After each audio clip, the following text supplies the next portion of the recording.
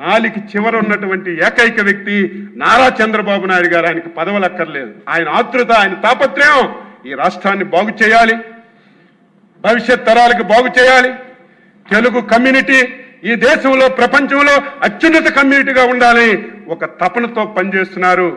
మళ్ళీ రేపు ఎన్నికలు వచ్చినప్పుడు ఆంధ్రప్రదేశ్ ప్రజలారా, నిండు సభలో చేతులు జోడించి మాట్లాడుతున్నాను, మొక్కుతున్నాను, వైకుంఠపాలి ఆట ఆడొద్దు. మీరు వైకుంఠపాలి ఆడాడి ఏదో వచ్చారని, ఏదో ఇస్తారని ప్రలోభాలకు లొంగి మళ్ళీ తప్పు చేస్తే ఈ రాష్ట్రాన్ని ఎవ్వడు బాగు చేయలేడు. ఇది ప్రజలందరూ నేను చెప్పానని కాదు, విజ్ఞతతో ఆలోచించండి.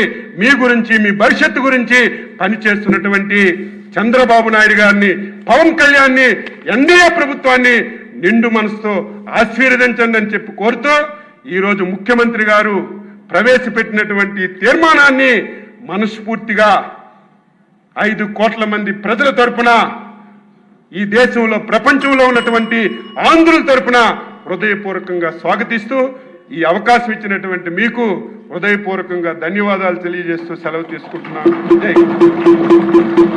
బాగా మాట్లాడారు, కానీ ఎక్కువ టైం తీసుకున్నారు.